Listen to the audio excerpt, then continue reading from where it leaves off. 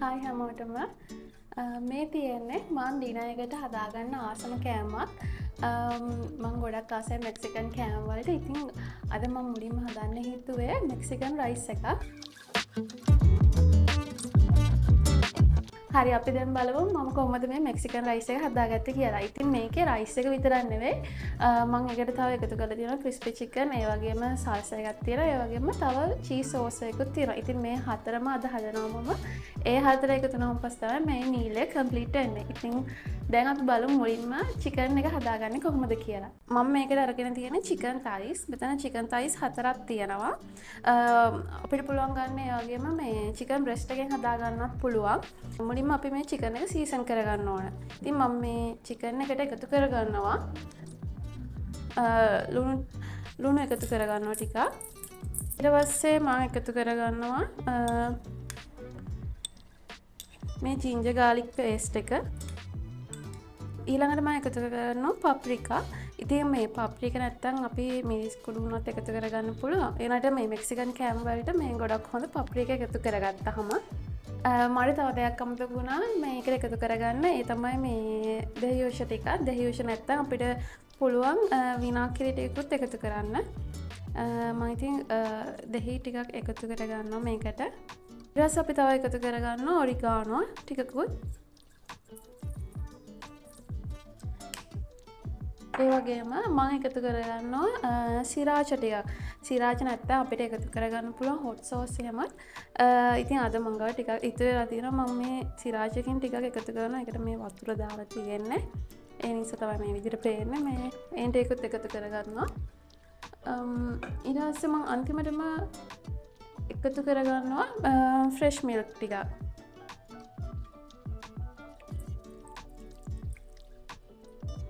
දැන් අපි ඔක්කොම එකතු කරගෙන ඉවරයි.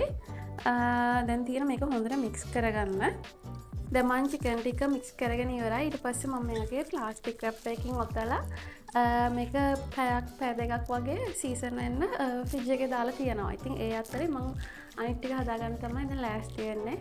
දැන් චිකන් එක සීසන් වෙනකම් මම රයිස් එක තමයි හදාගන්න හදන්නේ. ඉතින් මේ රයිස් එකට අපිට මුලින්ම කරන්න ඕන වෙන්නේ ඒකේ අපි මේ පොඩි මික්ස්චර් එකක් හදාගන්නවා. ඒකට අපි ගන්නවා මේ ලුණු ගන්නවා. ඒ වගේම මම සුදු ලුණු බික් 3ක් විතර පාවිච්චි කරනවා. ඒ වගේම මේ වගේ පොඩ්ඩක් ඉදුණු තක්කාලි ගෙඩි දෙකක් විතර ගන්න. එකක් ලොකු එකක් ටිකක් පොඩි සයිස් එකේ තියෙන්නේ. ඊට පස්සේ මම මේ ටික මික්ස් කරගන්න තමයි යන්නේ.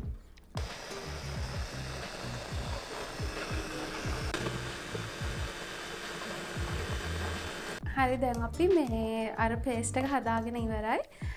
මේ තියෙන්නේ එහෙම මම ග්‍රයින්ඩ් කරගත්ත මේ ටොමේටෝ අනියන් ඇන්ඩ් ගාර්ලික් පේස්ට් එක. අපි මේක පොඩ්ඩකට පැත්තකින් තියලා දැන් අපි රයිස් එක රෝස්ට් කරගන්න යන්නේ. මම පෙන්නන එක කොහොමද මම කරන්නේ කියලා. මුලින්ම තෙල් ටිකක් පෑන් එකට එකතු කරගන්නවා. දැන් මම මේ රත් වෙච්ච තෙල් එකට එකතු කරගන්නවා අපේ හොදගත්ත හාල් ටික. ඉතින් මම මේ අරගෙන තියෙන බාස්මති හාල්. මේ බාස්මති හාල් තමයි මේ මෙක්සිකන් රයිස් හදද්දී ගොඩක්ම ගැලපෙන්නේ. දැන් අපි මේක එකතු කරලා ටික වෙලාවක් මේක රෝස්ට් කරගන්න ඕනේ. ඒ කියන්නේ මේ හාලට ටිකක් දුඹුරු පාටට වෙනකම් වගේ ටිකක් බැද ගන්න ඕන.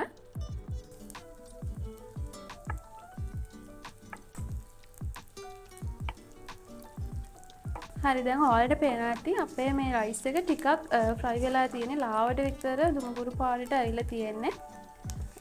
ඉතින් මේක තව ගොඩක් ෆ්‍රයි වෙන්න කලින් මම මේකට එකතු කරගන්නවා අර අපි හදාගත්ත මික්ස්චර් එක.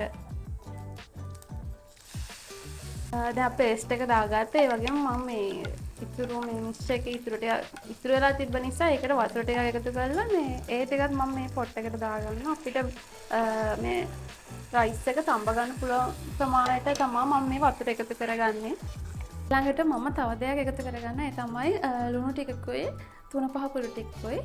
ඉතින් තුන පහන ඔයාලා කැමති නම් එකතු කරගන්න. මම මේකේ තුන පහත් එකතු වුණාම එන ටේස්ට් එකට කැමති. ඒ නිසා මම ඒකත් එකතු කරගන්නවා ටිකක්. මම තවත් දෙයක් එකතු කරගන්න. ඒ තමයි ටොමේටෝ පේස්ට් එක. ඒකෙන් මම මේ වගේ හැන්දක් විතර ප්‍රමාණය එකතු කරගන්නවා. එතකොට මේ රයිස් එකට ලස්සන කලර් එකකුත් එනවා. ඒ වගේම ටේස්ට් එකත් තව වැඩි වෙනවා. ඒ නිසා මම ටොමේටෝ පේස්ට් එක එකතු කරගත්තා. ඒක ඔයාලා කැමති නම් තමයි එකතු කරගන්න ඕන.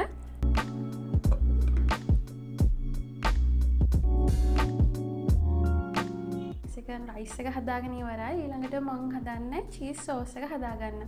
අපි බලමු දැන් චීස් සෝස් එක හදාගන්නේ කොහොමද කියලා. මම මේ වගේ පෑන් එකක් අරගෙන ඒක ලෝ හීට් එකේ තියාගන්නවා ටික වෙලාවක්. ඊළඟට මම මේ වගේ හැන්දක විතර ප්‍රමාණයේ බටර් ටිකක් දාගන්නවා. බටර් ටික මේ විදිහට ටිකක් මෙල්ට් වුණාන් පස්සේ මම එකතු කරනවා මේ වගේ හන්දක විතර ප්‍රමාණය පිටි ටිකක් පාන් පිටි මේ එකතු කරගන්නේ. පාන් පිටි එකතු කරලා මේ දෙක හොඳට මික්ස් කරගන්න ඕන. ඉතින් මේ වෙලාවේ ගින්දර ගොඩක් අඩු මට්ටමේ තමයි මම දාලා තියෙන්නේ. ගින්දර වැඩි වුණොත් මේක ටක් ගාලා කැටි වෙනවා. ඒ නිසා ලෝ හීට් එකේ තමයි මම මේක දාලා තියෙන්නේ. දැන් මම එකතු කරගන්නේ මේකට චීස්. මේ චීස් ජාතිය චෙඩර් චීස් කියලා කියන්නේ මේකට. ඒක තමයි මේ සාමාන්‍ය චීස් සෝස් හදනකොට ගොඩක් වෙලාවට එකතු කරන චෙඩර් චීස්. අපිට තව පාමර්සන් චීස් වගේ එකතු කරගන්නත් පුළුවන්. ඒත් මම අද එකතු කරගන්නේ මේ වගේ චෙඩර් චීස්. මම මේ පොඩි කෑලි වලට කැපුවා. මේක ටිකක් රස්නේ වදිනකොට ටිකකින් මෙල්ට් වෙලා යනවා. ඒ වගේම මම මේ වගේ පොඩි ප්‍රමාණයකින් ලුණු කුඩු ටිකකුත් එකතු කරනවා මේකට. ටේස්ට් එක වගේම මේකේ ලස්සන කලර් එකකුත් එකතු කරගන්න ඕන නිසා පප්‍රිකා ටිකක් නැත්නම් අපිට මිරිස් කුඩු ටිකක් උනත් එකතු කරගන්න පුළුවන්. මේවා ඔයාලගේ ටේස්ට් එක අනුව තමයි එකතු කරගන්න ඕන. ඉතින් මේ ටික මම ටිකක් මෙහෙම මික්ස් කරලා අන්තිමට මම මේකට එකතු කරගන්නවා මේ වගේ ෆ්‍රෙෂ් මිල්ක් ටිකක්. ටිකලා යනකොට මේ සෝස් එක ටිකක් තික් වෙනවා. ඒ පදම එනකන් තමයි මේක ලිපේ තියාගන්න ඕන. මේ තියෙන මම හදාගත්ත චීස් සෝස් එක. මම මේ චීස් සෝස් එක මේ වගේ පොඩි බෝල් එකකට දාන්න. මොකද පෑන් එක රස්නේ නිසා මේක ටිකක් කැටි ගහන්න පුළුවන්. ඒ නිසා මම මේක මේ වගේ පොඩි බෝල් එකකට දාගන්නවා. මම ඊළඟට හදාගන්න යන්නේ සල්ස එක. ඉතින් මේක හරිම ලේසියෙන් හදාගන්න පුළුවන්. අපි සාමාන්‍යයෙන් හදන පොඩි වෙජි සලාඩ් එකක් වගේ තමයි මේ සල්ස එක හදාගන්නේ. ගොඩාක් ඉන්ග්‍රීඩියන්ට්ස් ඕන වෙන හැම එකට මේ දේවල් තමයි මම මේ සල්ස එක හදන්න ගත්තේ. මම මේකේ අරන් තියනවා පොඩියට කපාගත්ත තක්කාලි, ඒ වගේම ලුණු, තව අම්මිරිස් අරගෙන තියෙනවා. තව මම අරගෙන තියෙනවා පොඩියට කපාගත්ත කොත්තමල්ලි කොළ.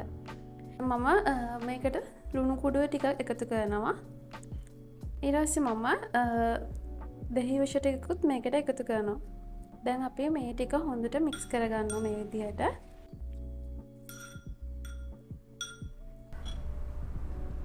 දැන් අපේ මීල් එකේ අන්තිම කොටස තමයි හදාගන්න තියෙන්නේ. ඒ තමයි අපි හදාගන්නවා කියපු ක්‍රිස්පි චිකන් එක. මේ තියෙන්නේ අපි අර සීසන් කරගත්ත චිකන් ටික. ඔයාලට පේනවා ඇති. දැන් පැයකට වැඩි කාලයක් තිබ්බා. සාමාන්‍යයෙන් පැය දෙකක් තුනක් තියාගන්න පුළුවන් නම් තමයි හොඳ. අපි සීසන් කරගත්ත චිකන් ටික දවට ගන්න මේ වගේ මික්ස්චර් එකක් හදාගන්නවා. ඉතින් ඒකට මම මුලින් අරගෙන තියෙනවා කෝන් ෆ්ලවර් අරන් තියෙනවා, ගම්මිරිස් කුඩු තියෙනවා, ඊට පස්සේ පාන් පිටි තියෙනවා, ලුණු කුඩු ටිකක් තියෙනවා, පප්‍රිකා ටිකක් තමයි මම ගත්තේ. නැත්තම් මම කලින් කිව්වා වගේ මිරිස් කුඩු ගන්න පුළුවන්. ඊට පස්සේ මම බේකින් පවුඩර් ටිකකුත් අරගෙන තියෙනවා. ඉතින් මේ දේවල් ටික ඔක්කොම හොඳට මික්ස් කරගන්න ඕනේ මුලින්ම.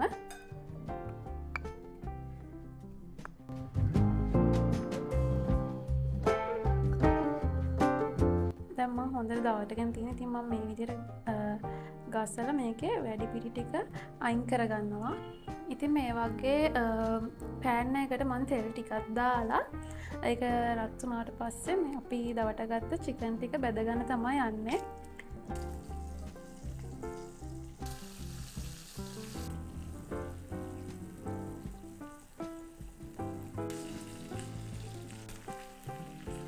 දැන් අපි ඔක්කොම දේවල් ටික මේ විදිහට හදාගෙන ඉවරයි. අපි හදාගෙන තියෙනවා මෙක්සිකන් රයිස් එක මේ විදිහට හදාගෙන තියෙනවා. එම අපේ සල්ස එකත් හදාගෙන තියෙනවා. චීස් සෝස් එකක් තියෙනවා. ෆ්‍රයිඩ් චිකන් ටිකක් තියෙනවා.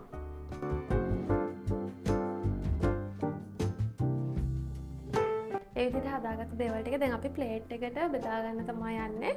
මම මුලින්ම රයිස් එක තමයි ප්ලේට් එකට දාගන්නේ. ඊළඟට මම එකතු කරන්නේ අපි හදාගත්ත සල්ස එක. මේ විදිහට මම රයිස් එක උඩින්ම තමයි එකතු කරගන්නේ.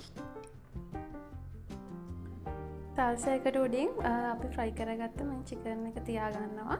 මම අන්තිමටම එකතු කරගන්නේ අපි අර හදාගත්ත චීස් සෝස් එක.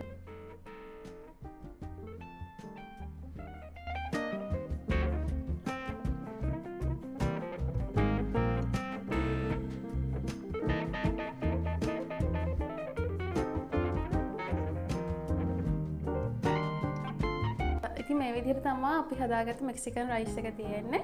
ඉතින් මම වගේ මගේ හස්බන්ඩ්ුත් හරි කැමතියි මෙක්සිකන් කෑම කන්න. ඉතින් මම ඒ නිසා යාට මුලින්ම කියනවා මේක රස බලන්න කියලා. බලමු යා මොකද කියන්නේ කියලා. ඔන්න කන බලන්න මොකද කියන්නේ. මත්තක සාස්. ඒක හොඳද? දැන් කව. Chicken minyak bangka.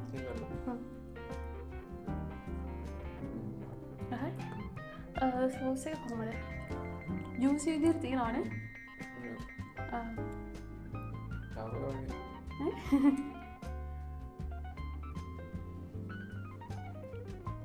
Saya.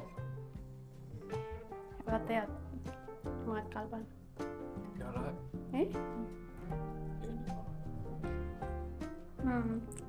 Rice එක රහයි.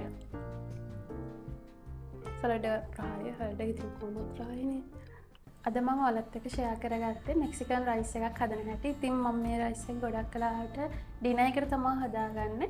ඉතින් ඔයාලටත් මේ රෙසිපි එක try කරලා බලන්න පුළුවන් ඔයාලගේ ඩිනර් එකකට.